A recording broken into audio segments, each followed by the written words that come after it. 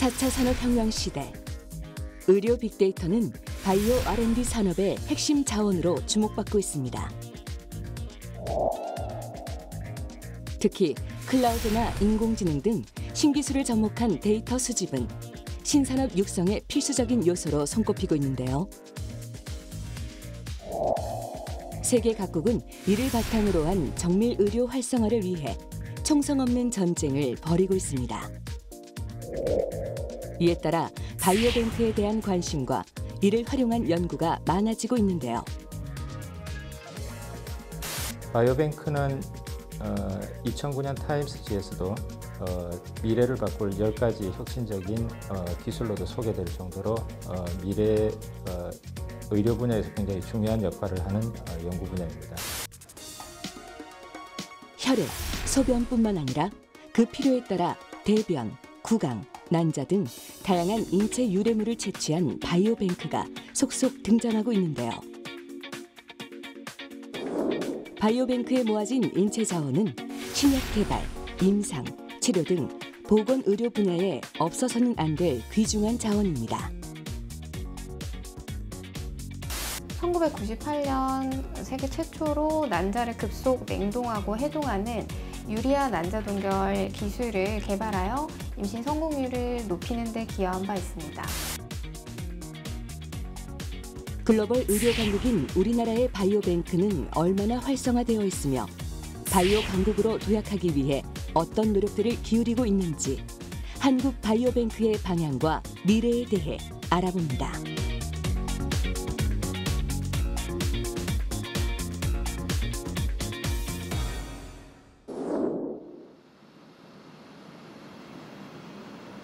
우리는 돈을 거래할 때 은행을 찾아갑니다. 돈을 보관하고 찾을 수 있는 은행처럼 인체 조직을 보관하고 연구하는 은행이 있습니다. 바로 바이오뱅크가 그것인데요. 바이오뱅크는 혈액, 세포, 소변, DNA 등 인체에서 채취한 인체 유래물과 유전 정보 등을 수집해 보관하다가 연구자나 의료인이 요청하면 제공해주는 인체 자원 은행을 말합니다. 이는 저출산과 고령화에 따르는 의료 분야 재정 부담을 덜고 암이나 희소 질환처럼 정복하지 못한 질병을 조기에 예방하거나 치료하기 위한 연구 개발에 큰 역할을 하고 있는데요. 병원에서 진료 및 치료 과정에서 발생되는 검체들을 수집해서 연구자에게 제공하고 특히 최근 정밀의학이라든지 인공지능 분석 같은 연구들이 활발하게 진행되면서 새로운 치료제 개발이 시도되고 있습니다. 이런 과정에서 인체 유래물 또는 바이오뱅크에서 보관 중인 검체들이 검증 과정에서 활용되는 경우가 많기 때문에 중요한 역할을 하고 있습니다.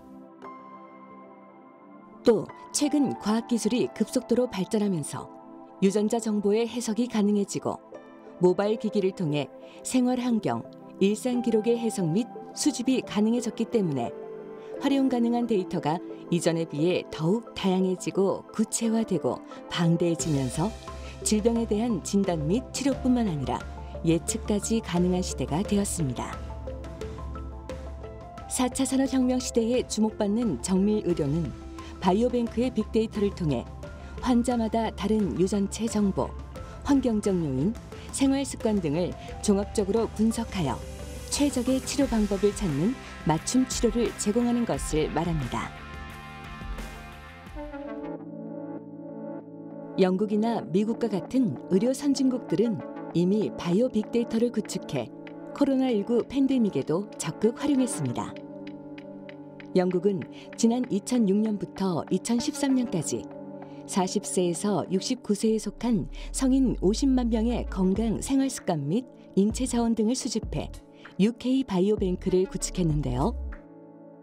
영국의 UK 바이오뱅크는 팬데믹 대응 체계를 구축하고 기존 50만 명의 인체 자원 보유 정보와 코로나19 검사 정보를 연계해서 코로나가 장기적으로 건강에 미치는 영향에 대한 연구를 진행해 호흡기 질환으로 알려진 코로나19가 심장, 간, 장, 뇌에까지 영향을 미치는 것을 밝혀냈습니다.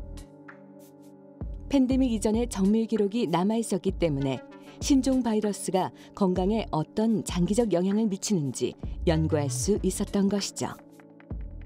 또한 같은 시기 특정한 사건이나 질병 등을 경험하거나 질병을 앓고 있는 집단을 가리키는 코호트를 구성해 진단, 치료, 의약품 개발에 활용하는 데이터를 구축했는데요. 이렇게 확보한 데이터를 외부에 개방해 글로벌 제약회사들이 희소질환, 암, 전염병의 유전학적 원인을 규명해내는 성과로 이어졌습니다. UK 바이오뱅크는 현재 지속적으로 데이터 공개를 확대하는 한편 데이터 규모 500만 명을 목표로 확대 개편할 계획을 가지고 있다고 합니다. 미국의 경우에는 2015년부터 자국 거주민의 건강정보 수집을 목적으로 한 바이오뱅크 올 오브 어스가 시작되어 100만 명의 유전 정보를 구축했는데요. 백인부터 흑인, 아시안, 히스패닉을 비롯 다양한 인종의 빅데이터를 포함하고 있습니다. 팬데믹 시기에는 바이오뱅크의 혈액을 활용해 코로나19 항체 결과를 분석했으며 코로나19 감염에 따른 신체, 정신, 사회 경제적 영향에 대한 결과를 도출해내기도 했는데요. 올 오브 어스의 빅데이터는 연구자들에게 공유되어 인간의 질병 위험을 줄이고 희소 질환에서의 해결책을 찾을 수 있을 것으로 기대하고 있습니다. 핀란드는 2017년 핀젠이라고 불리는 프로젝트를 시작했습니다. 이는 대규모 정밀 의료 프로젝트로 게놈 정보와 핀란드 국민의 헬스케어 정보를 결합한 것인데요. 핀란드가 핀젠 프로젝트로 확보한 유전체 데이터만 50만 명에 달하는 것으로 이는 핀란드 전체 인구수의 약 10%에 해당해 인구수 대비 비율로는 세계에서 가장 많은 것으로 알려져 있습니다. 핀란드의 경우 국가가 유전자 활용 사업을 주도하고 통합 관리하면서 바이오뱅크법과 의료 사회 정보의 2차 활용법과 같은 법률을 통해 민간 지원도 적극적으로 나섰는데요. 이를 통해 글로벌 제약 회사들이 핀란드 바이오 시장으로 몰려들기도 했습니다. 시장 조사기관 모르도르 인텔리전스에 따르면 글로벌 바이오뱅크 시장 규모는 2023년 500억 달러에서 2028년까지 640억 달러로 성장할 것이라 예측하기도 했는데요. 그렇다면 차세대 먹거리 산업으로 주목받고 있는 바이오뱅크. 우리나라의 상황은 어떨까요? 우리나라의 바이오뱅크는 지난 2008년 현재 질병관리청 격인 질병관리본부의 한국인체자원은행 사업으로 시작되었습니다. 당시 질병관리본부는 국립중앙인체자원은행을 설치하고 전국 17개 대학병원 소재의 민간 바이오뱅크와 국가 바이오뱅크 네트워크를 구성했는데요. 세계적으로 바이오뱅크의 인체자원 중요성이 커지면서 민간 차원에서도 자체 바이오뱅크를 설립하는 회사들도 늘고 있습니다.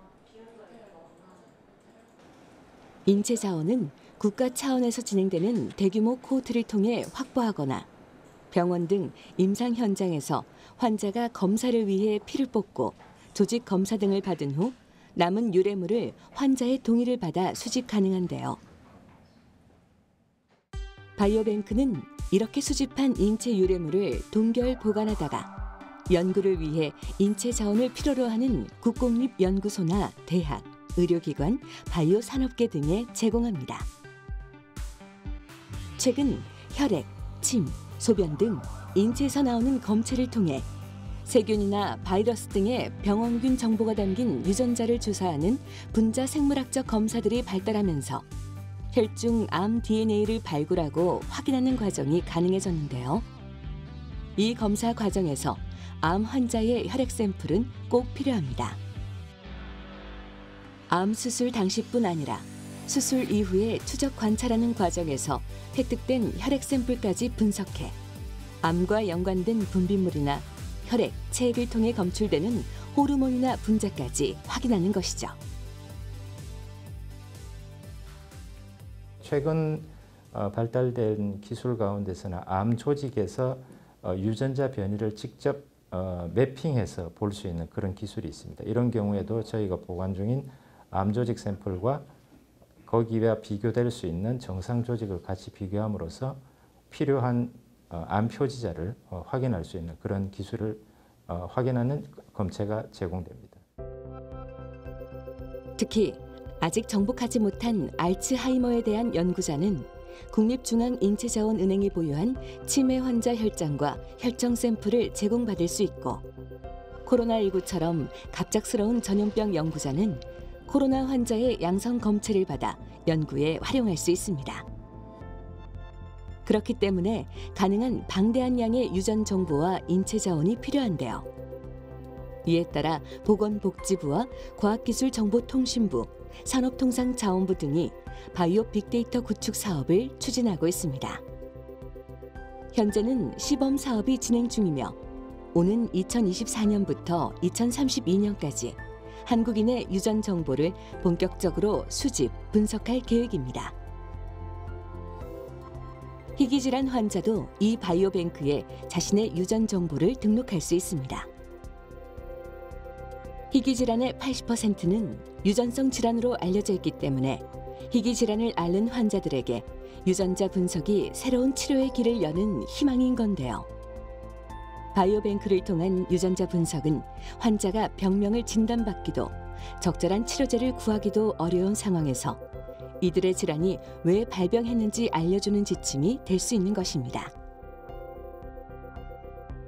인종에 따라 유전자의 다양성이 달라지기 때문에 한국인의 특성을 가장 잘 이해하기 위해서는 정확한 유전자 해독 데이터가 꼭 필요한 것입니다. 정부는 앞으로 5년 동안 희귀질환 환자 4만 7천 명을 포함해 국민 100만 명의 유전 정보를 수집하는 것을 목표로 바이오 빅데이터 산업을 추진하고 있습니다. 또한 정부는 최근 임상 정보, 전장 유전체 분석 데이터, DNA, 혈청, 혈장, RNA 혈액, 소변을 포함한 인체 유래물 등 2만 5천 명분의 국가 바이오 빅데이터를 전면 개방한다고 밝혔는데요. 충북 청주에 위치한 국립중앙인체자원은행은 2008년부터 인체자원 수집 표준화, 공유 플랫폼 개발 운영 등 보건의료 연구의 핵심 인프라인 연구용 인체자원의 국가적 관리 활용을 지원하고 있습니다.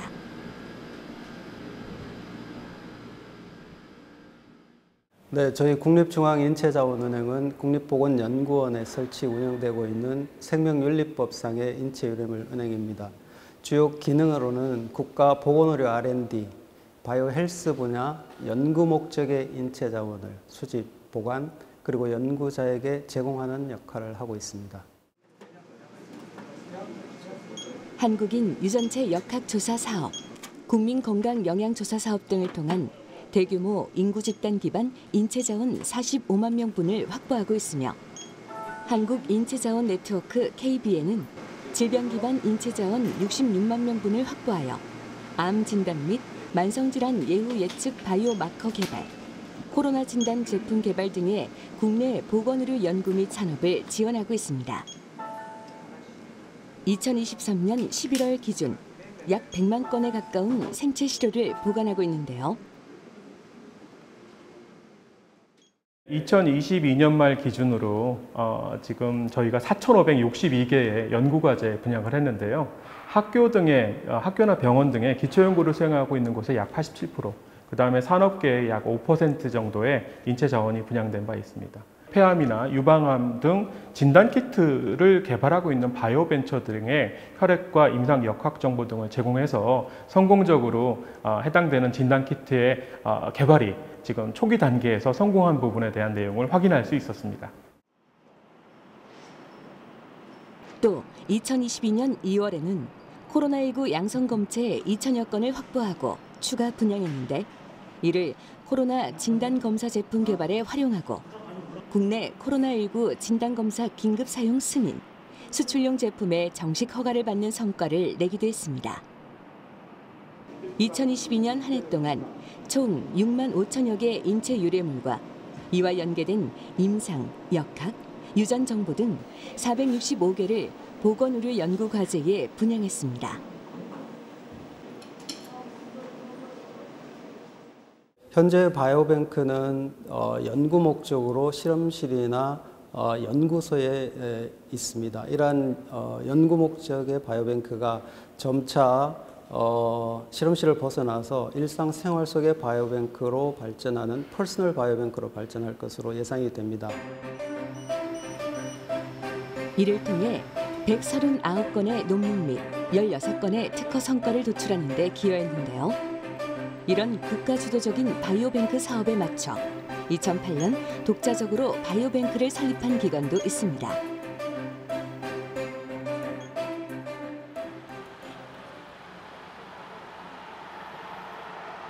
서울 강남구에 위치한 이 병원은 소아암은행, 희귀암은행 등과 같은 특화된 인체 유래 자원을 수집하여 희귀성과 전문성 확장을 위해 노력하고 있는데요. 암 수술이 많다 보니까 암 환자들의 샘플, 그다음에 혈액 샘플, 그다음에 조직 샘플, 세포 이런 샘플들이 많다 보니까 암 관련되는 연구에 저희들이 많이 관련되고 있고요.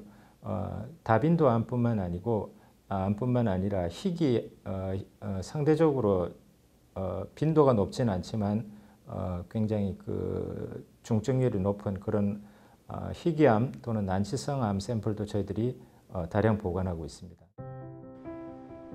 병원 자체의 연구는 물론 한국인체유래물 네트워크를 통해 타 기관과 서로 정보를 공유하면서 희귀 질환이라든지 난치성 암, 대사성 질환의 연구도 함께 진행하고 있는데요.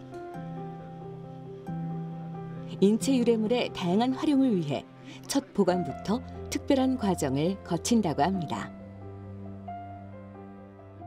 그 바이오뱅크에서는 11만 명의 기증자로부터 100만 바이알이라 그럴 때 조그마한 튜브에 담겨진 샘플을 조그마한 튜브에 나눠서 담습니다. 왜냐하면 큰 덩어리로 보관을 할 경우에 있어서는 한 번 쓰고 나서 다른 분들이 쓰기가 어렵기 때문에 소세지를 나누듯이 잘게 나누어서 사용 목적에 따라서 저희들이 보관하는 그 조건이 달라야지 됩니다.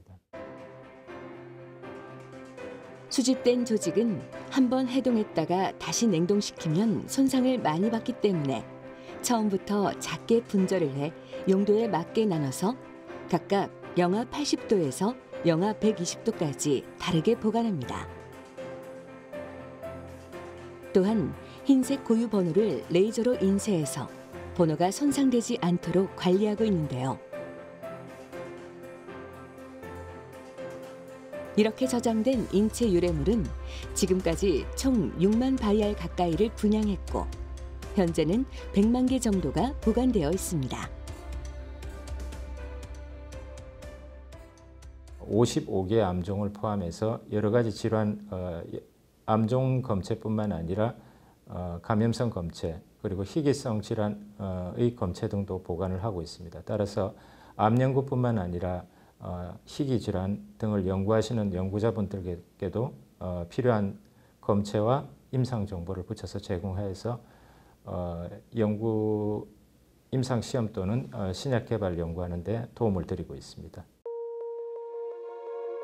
우리는 일상 속에서 매 순간 수많은 화학물질에 노출이 되어 살고 있습니다. 하지만 우리가 접하는 물질이 정확히 어떤 물질이며 건강에 어떤 영향을 미치는지 모르는 상태로 사는 경우가 많은데요. 환경의 유해인자는 우리 몸속에 있는 혈액이나 소변에도 흔적으로 쌓이기 때문에 인체 유래물인 시료를 가지고도 환경을 분석하기도 합니다.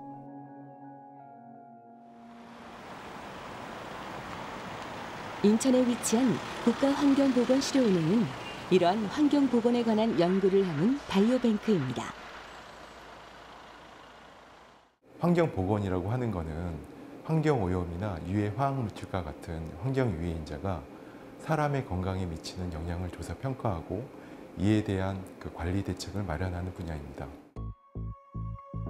국가환경보건실효은행에서는 국민환경보건 기초조사나 어린이 환경보건 출생 코호트 연구 사업과 같은 이런 대규모 국가 프로젝트에 각각의 지역 단위에서 사람들을 모집하고 그 사람들에 대한 기초적인 정보와 함께 인체 유래물인 시료를 채취하는데요. 이렇게 수집된 방대한 데이터는 데이터베이스로 저장되어 연구 데이터로 활용을 하고 있습니다. 과거부터 수집된 시료를 현재의 시료와 비교 분석하게 되면 과거에는 몰랐던 환경 유해 물질들을 파악할 수 있게 되고 사람에 대한 건강 정보까지 연결이 되면 환경성 질환에 대한 원인 규명이 가능하게 될 것으로 보고 있습니다. 이곳에는 약 10만 명에 관한 110만 점의 인체 시료가 저장되어 있는데요. 특히 이곳에서는 환경보건 출생 코호트 사업을 통해 산모의 제대열까지도 수집, 보관을 하고 있습니다.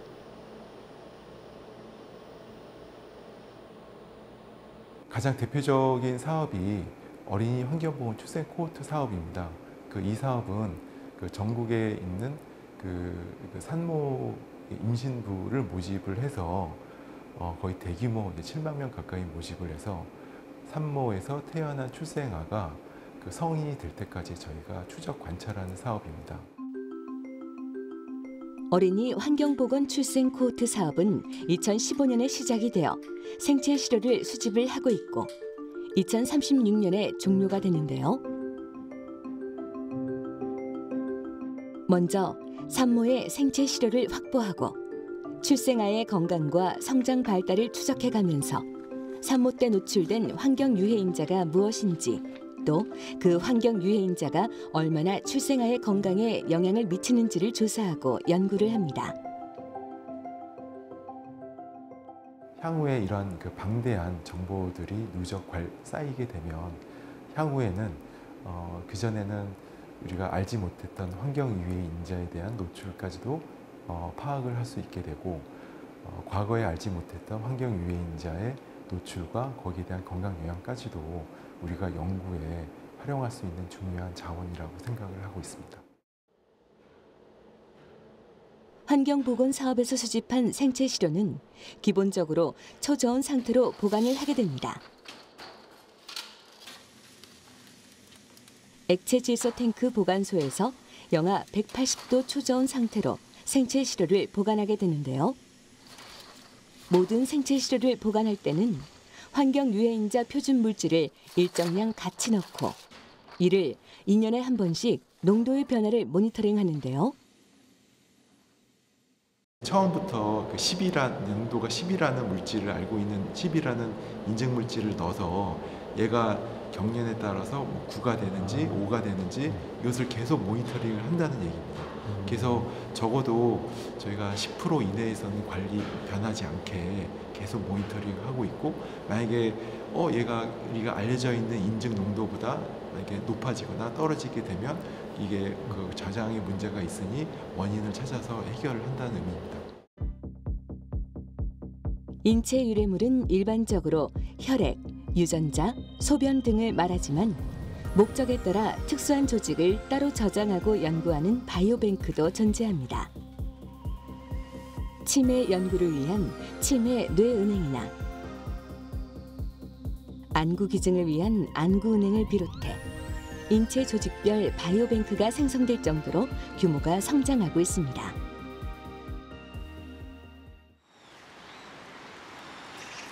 C병원은 1999년 세계 최초로 난자은행을 설립했습니다. 이곳에 설립된 난자은행은 현재 세계 곳곳에서 표준화해 사용하고 있는데요. 초기에는 암 환자를 대상으로 항암 치료나 방사선 치료 전에 난자를 보관하다가 치료 이후 임신과 출산을 돕기 위해 시작되었지만 현재는 미리 난자를 동결해 두고 나중에 임신 계획을 세우는 데 사용하는 사회적 이유가 늘어나고 있습니다. 여성이 보유한 난자의 개수는 제한되어 있으며 37세 전후로 사용 가능한 난자의 수는 급격히 줄어들고 난자 자체의 염색체 이상도 증가하는데요. 이때 여성의 난소 안의 생식세포인 난자가 감소하므로 난자 냉동은 고령화 사회에 건강한 아이를 출산하기 위한 하나의 방법입니다. 난자 냉동은 배란 유도 주사를 통해 과배란을 하고 건강한 난자들을 채취한 뒤 급속 냉동하는데요. 미성숙 난자를 채취한 뒤 이를 냉동 보존하여 성숙시킨 후 활용하거나 여성이 치료를 받아야 할 경우에는 수정을 유도한 후 냉동 보존하여 질병 치료 후 이식하게 됩니다. 난자 동결을 상담하게 되면은 초음파나 혈액 검사로 본인의 난소 기능과 가입력을 먼저 체크하게 됩니다. 난자 동결이 결정되면 생리 2, 3일째 내원해서 배란 유도 주사를 처방받게 되고 10일에서 12일 정도 자가로 호르몬 투여를 해서 여러 개의 난자를 동시에 성장시키게 됩니다. 일정 크기 이상 난자가 커지면은 난자를 채취해서 초저온 질소 탱크에 보관하게 됩니다. 이러한 난자 은행에서 보관된 난자는 추후 임신 계획이 있을 때 해동시켜서 정자와 결합해 배알을 만들고 자궁에 이식하여 임신을 하게 됩니다. 시병원의 난자은행에서 1998년에 개발한 유리화 동결법은 난자를 영하 196도씨의 초저온 상태의 질소 탱크에 동결 보존해 놓는 것으로 난자 동결에 소요되는 시간이 짧고 해동된 난자의 생존율이 높다는 특징이 있는데요.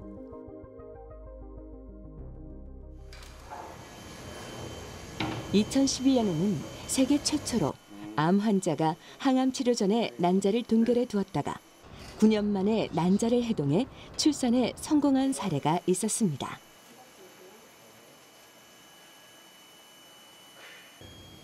최근에는 미혼 여성들도 건강한 상태에서 난자를 동결해 두고 나중에 활용하고자 하는 경우가 늘어나고 있는데요. 난자은행은 고령화와 저출산 문제에 대응한 해결책으로 떠오르고 있습니다.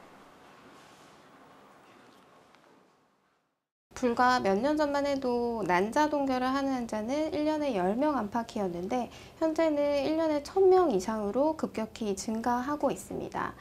임신과 출산을 넘어서 난자를 이용한 줄기세포 치료에도 유용하게 쓰일 수 있고 노화로 인한 만성적인 질환이나 난치병 또는 가까운 가족들의 치료에도 본인의 난자를 이용한 줄기세포를 사용할 수 있습니다. 인체에 서식하는 미생물, 즉 마이크로바이옴은 90% 이상이 장내에 있는데요. 마이크로바이옴은 질병과 매우 밀접한 연관이 있다고 알려져 있습니다. 유산균을 비롯한 장내 유익균은 우리 건강과 직결되어 있는데요. 일반적으로 유익균과 유해균은 각각 85%와 15%의 적절한 균형을 이루고 있어야 건강한 상태를 유지할 수 있다고 합니다. 장내 세균에 따라 비만, 당뇨와 같은 대사성 질환이 생기거나 악화될 수 있고 류머티즘과 아토피 같은 자가 면역성 질환도 연관되어 발병한다고 알려져 있는데요.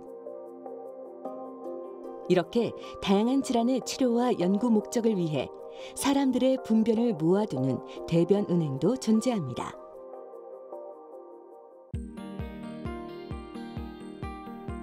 아이대학교 마이크로바이옴 센터는 장내 세균과 연관되어 있는 다양한 질환의 치료 가능성에 대한 연구를 하는데요. 환자가 기증한 대변을 비롯해 내시경 과정에서 수집된 조직이나 진단 과정에서 나온 조직과 같은 연구 검체들을 수집하고 있습니다. 환자의 질환의 치료 그리고 더 나아간 연구를 통한 진단, 건강 개선 효과를 목적으로 설립을 했고요. 이를 통해서 환자의 효과적인 이식 대변 수출을 확보하고자 하는 노력, 그리고 마이크로바이옴 분석을 위한 환자의 검체를 수집, 그리고 연구 개발을 통한 새로운 치료 소재 개발까지를 목표로 활동을 하고 있고, 저희 마이크로바이옴 센터는 마이크로바이옴 연구회, 그리고 대변 이식 센터, 그리고 대변 은행으로 세 개의 축으로 구성되어 있습니다. 2016년 마이크로바이옴 센터가 운영된 이래 400에서 500개 정도의 검체 샘플이 모였으며 이 중에는 대장암 환자와 궤양성 대장염, 크론병이 포함된 염증성 장질환 환자의 대장에서 유래하는 대변 검체와 조직 검체가 포함되어 있습니다. 보통 두세 개, 보통은 많게는 5개. 환자분께서 기증해 주신 대변을 받고 내시경 과정에서 온 조직이나 진단 과정에서 나온 조직들을 이용하는 연구 검체들을 모집하고 있고요. 모집된 검체는 즉시 영하 70도 이하의 냉동고에 보관해서 연구 시까지 안전하게 변형 없이 보관하고 있습니다. 장 건강의 중요성이 대두되면서 주목받은 대변 이식술은 건강한 사람의 대변에서 유익한 균을 정제하고 특수 처리해 장내 미생물을 용액으로 제조한 뒤 이를 내시경이나 관장을 통해 환자의 장에 뿌리거나 직접 주입하는 치료법입니다. 대변 이식술에 사용되는 용액을 만들기 위해서는 수혈보다도 엄격한 기증 과정을 거치는데요. 혈액 검사와 코로나19 감염 여부를 확인하고 기증자에게 대변을 받아 찌꺼기나 유해균을 제거하는 특수 처리 과정을 거치는데요. 세균에 오염되는 것을 막기 위해 영하 60도에 보관했다가 시술 6시간 전에 해동해 사용합니다.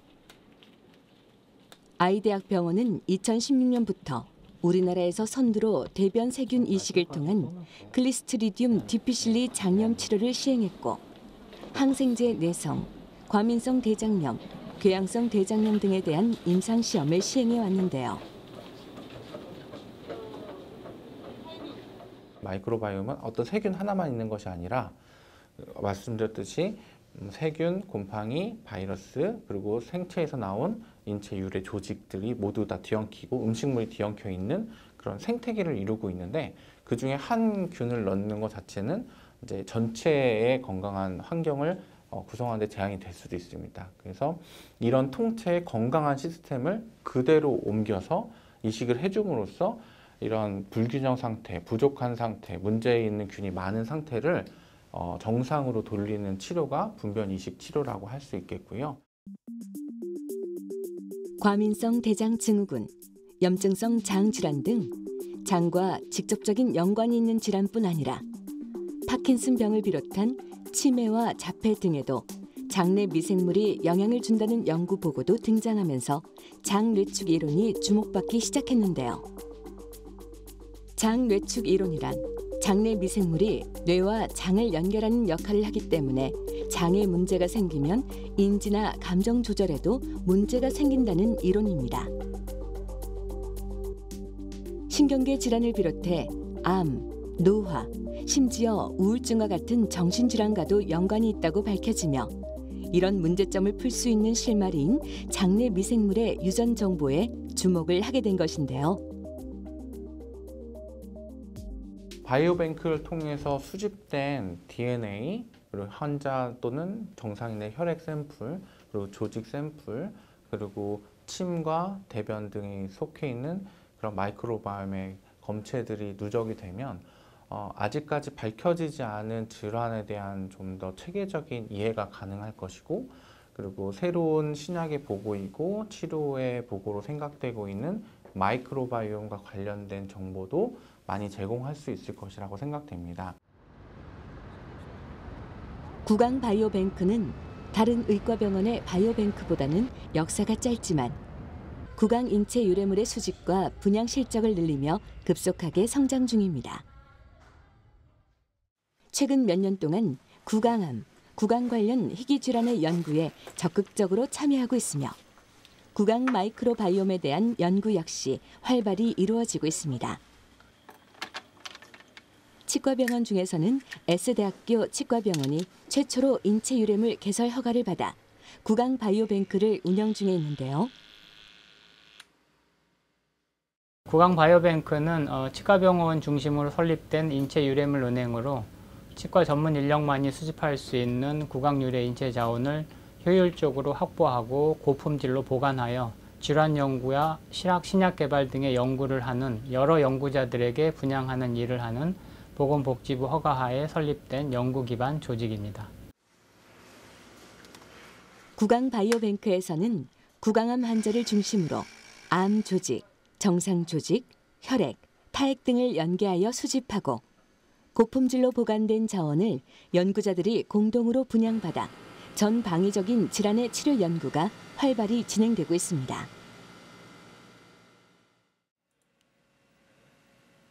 환자에게서 발치 혹은 채취를 통한 구강 자원을 깨끗한 용액으로 제거한 뒤 연구에 사용할 수 있도록 익명한 뒤 보관하는 과정인 전처리 단계를 거쳐 각 자원별로 저장합니다.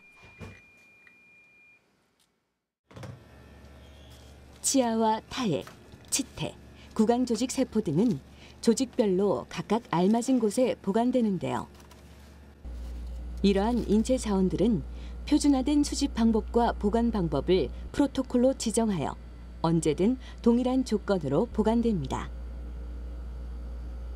기증 동의서를 통해 기증받은 조직은 영구적으로 보관되며 앞으로 다양한 질병을 예방하거나 치료하는 데 사용됩니다. 저희는 이제 치아를 보관하고 있는데요. 치아 같은 경우에는 이제 4도씨 냉장고에 보관하고 있고, 그리고 치태, 치은 열구액, 임플란트 유래물, 타액 등등은 마이너스 80도 기계식 냉동고에 보관하고 있습니다. 그리고 저희 세포와 이제 암 조직 같은 경우에는 보통 마이너스 196도 이제 액체 질소 냉동고에 보관하고 있어서 각 특성에 맞게 온도를 다르게 해서 보관하고 있습니다. 구강바이오뱅크는 S대 치과병원을 비롯한 4개의 기관이 참여하는 한국구강바이오뱅크 네트워크를 통해 거버넌스를 갖추고 있으며 국내외에서 협력과 연구를 통한 유기적인 활동을 진행하고 있습니다. 전 세계적으로도 이렇게 유기적으로 협력하고 있는 구강바이오뱅크는 우리나라가 유일하며 구강 유래물 분양을 통해 질환 치료제와 의료기기를 개발하는 업체들과도 협력하고 있습니다. 구강인체유래물은행이 설립이 되고 본격적으로 분양 과정을 거치고 연구에 활용되기 시작한 게 불과 몇 년이 안 되거든요, 사실은. 그런데도 불구하고 현재 구강암 환자 또 여러 희귀질환, 구강 희귀질환 환자들의 타액을 이용을 해서 그 구강 질환 마커, 바이오마커들이나 치료제 개발 등에 사실은 현재 활발하게 활용해 가고 있는 중이고 조만간 아마 좋은 결과들이 나올 걸로 생각하고 있습니다. 현재는 구강 마이크로바이옴 연구를 통해 프로바이오틱스와 같은 유익균을 이용한 치주질환 예방 신약이 개발되고 있으며 궁극적으로는 국민 구강 건강 증진과 의료 산업화 기반 강화에 기여할 수 있을 것으로 기대하고 있는데요. 질병관리청은 치주질환과 전신질환과의 관련성에 대해 강조하는데 치주질환은 심혈관 질환, 당뇨, 류마티스성 관절염, 폐질환, 골다공증, 치매 등과 관련성이 높다고 밝혔습니다. 특히 당뇨 환자는 치주질환이 쉽게 생기고 치주질환이 있을 경우 당뇨 치료가 잘 안 된다는 연구 결과도 나왔다고 합니다. 그렇기 때문에 관련 치료제를 개발하는 기업들이 지속적으로 활용할 수 있도록 구강바이오뱅크 기반을 강화한다는 계획입니다. 현재 한참 진행 중일 수가 있는데요. 희귀질환 치료제나 뭐 이런 희귀질환이나 구강질환 관련해서 특히 구강암 관련해서는 여러 가지 정상 조직, 그다음에 구강암 조직, 또 타액, 혈액 등을 다 전방위적으로 환자 동의하에 수집을 하고 있거든요. 그래서 그런 걸 통해서 질환 조기 진단 같은 부분들, 또 조기 진단이 되면 아무래도 치료의 그 효과도 커질 수 있으니까요. 이처럼 의학 및 과학 연구에 필요한 중요한 자료를 제공하는 바이오 빅데이터는 희귀질환 등의 연구를 비롯해 전에 알지 못했던 새로운 치료법 및 진단법의 개발에 기여할 수 있지만 개인정보법 위반 등의 우려로 강도 높은 규제가 적용되어 활용이 어려웠습니다. 바이오뱅크에서 샘플을 보관하기 위해서는 환자 동의 절차가 필요합니다. 그런데 이제 이 환자 동의 절차가 상당히 아직까지는 좀 복잡한 편입니다. 직접 이제 연구자분들이 고용한 연구원들이 가서 설명을 하고 동의를 받아야 되는데 이런 것들을 전자 동의를 받고 아직까지 환자분들이 바이오뱅크에 자신의 샘플을 갖다 기증한다는 것에 대해서 이렇게 잘 이해도가 높지는 않습니다. 이런 규제를 유연하게 개정해야 한다는 목소리가 들리는 가운데 우리나라 역시 100만 명 규모의 빅데이터를 구축하는 국가통합 바이오 빅데이터 구축 사업을 본격적으로 추진한다고 밝혔는데요. 국가통합 바이오 빅데이터 구축 사업은 개인정보법을 준수하면서 데이터를 활용할 수 있는 절충안입니다. 2024년부터 2032년까지 만성질환자를 포함해 총 100만 명의 보건의료 데이터를 수집하여 연구 목적으로 사용할 수 있도록 개방하는 것인데요. 또한 지금까지는 연구자들이 데이터 보유 기관을 직접 탐색하고 보유 기관별로 데이터 제공을 신청 후 기관 생명윤리위원회의 심의를 거치는 등 불편함이 있었지만 바이오 데이터 뱅크를 통해 필요한 데이터를 원스톱으로 제공받을 수 있게 되면서 시간 비용과 탐색 비용 등의 거래 비용이 획기적으로 절감될 것으로 기대하고 있습니다. 개인의 혈액이나 조직 등의 검체를 확보해 임상, 유전자 데이터를 생성하고 관리하는 체계적인 시스템으로서 개인의 특성을 고려한 맞춤형 치료를 연구하는 등 보다 정밀하고 다양한 데이터 기반의 연구를 진행할 수 있게 되는 것인데요. 바이오뱅크 산업을 바이오뱅크 데이터의 구축의 측면에서 보면 바이오뱅크는 이제 표본수가 매우 큰 빅데이터여야 하고 또 계속 이제 새로운 바이오 의료 데이터를 붙여나가는 확장할 수 있는 형태여야 합니다. S대학교 데이터 사이언스 대학원 이승근 교수는 바이오뱅크를 이용해 유전체 연관성 분석을 위한 방법을 연구하고 관련 소프트웨어를 만들고 있습니다. 최근엔 7만 2천여 명의 한국인 유전체와 표현형 데이터를 기반으로 전장 유전체 연관성 분석을 수행했습니다. 전장 유전체 분석이란 개인의 유전체들을 통하여 수백에서부터 수천, 수백만의 유전적 다양성들이 유전체적, 표현형적 관련이 있는지를 구별하는 것인데요. 바이오뱅크 데이터 분석에 있어서 가장 먼저 이루어지고 또 가장 중요하다고 할 수 있는 것이 유전체 연관성 분석입니다. 유전적 질환, 당뇨병과 같은 또는 유전적 형질, 키 몸무게 같은 것을 우리가 표현형이라고 하는데 이 표현형과 연관된 유전 변이를 찾는 것입니다. 즉 질병과 관련된 유전자를 찾는 것이지요. 일례로 당뇨병의 위험도를 높이는 정말 많은 유전 변이들이 발견되었는데 이들은 유전체 연관성 분석을 통해서 찾은 것들입니다. 연구팀은 유전체 연관성 분석을 위한 방법을 개발해 한국의 바이오뱅크 데이터에 76개의 표현형에 적용했는데요. 한국인을 대상으로 다수의 표현형에 대한 유전체 연관성 분석을 수행한 것은 최초이며 이 결과 122개의 유전자 표현형 관련 유전 변이를 찾았습니다. 과거에는 주로 유럽인을 대상으로 한 연구가 이루어졌고 그 결과를 아시아인에 적용했지만 인종이 다른 관계로 한계에 봉착했었는데요. 실제로 분석 결과 한국의 바이오뱅크를 통해 발견된 변이들이 유럽인들에게는 희귀한 변이임을 확인할 수 있었습니다. 당뇨병을 예시로 들면 이제 KCNQ1이라는 유전자가 아주 중요한데 이 유전자의 변이는 당뇨병 위험도를 유의미하게 증가시킵니다. 그런데 이 유전 변이는 동아시아인에게는 흔하게 나타나지만 유럽인에는 희귀한 편입니다. 반대의 경우도 있고요. 그리고 유전체 기반으로 질병 위험도 예측하는 모델도 유럽인 데이터로 구축한 모델은 한국인에게는 성능이 많이 떨어집니다. 그 이유는 당연히 유전적 차이 때문이고요. 그래서 한국인을 위한 데이터가 필요합니다.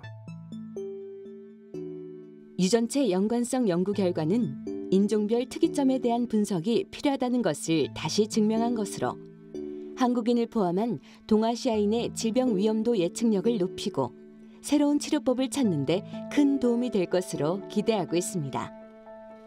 현재 전 세계적으로 많은 바이오뱅크가 제약회사와 협업을 통해 새로운 데이터를 생성하고 있는 가운데 우리나라도 산업계와의 동반관계가 필요할 것으로 보여집니다. 바이오뱅크는 바이오 의료 정보가 결합한 대규모 데이터이고 결국 이러한 형태의 데이터가 정밀의학, 제약 등의 산업에 크게 기여할 것은 자명합니다. 바이오뱅크는 의학의 미래를 책임질 뿐 아니라 미래 먹거리 사업 분야에서도 혁신적인 사업임에 분명합니다. 하지만 바이오뱅크는 여전히 사람들의 인식 문제와 더불어 기술적, 윤리적, 법적인 측면 등 다양한 과제에 직면하고 있는데요. 자발적으로 환자분이나 건강한 분이 인체 유래물을 기증해주지 않으시면 그러한 연구가 애초에 불가능하게 됩니다. 따라서 본인에게서 나온 유래물이지만 더 나은 치료 그리고 고통받고 있는 환자들을 위해서 인체 유래물에 대한 기증을 요청받으시면 인류에 공헌할 수 있는 중요한 일이라는 생각을 갖고 적극적으로 또 긍정적으로 병원에 기증을 해주실 수 있었으면 좋겠습니다. 기술적 진보와 전 세계적인 연구 협력을 통해 바이오뱅크는 더 많은 질병을 해결할 뿐 아니라 미래의학의 키플레이어가 될 것인데요. 다양한 산업계와 협력하는 의학 생태계를 조성하고 한국형 질병 예측 모형 개발을 통해 국민의 건강 향상에 실질적으로 기여할 수 있는 바이오뱅크 사업의 미래를 기대해 봅니다.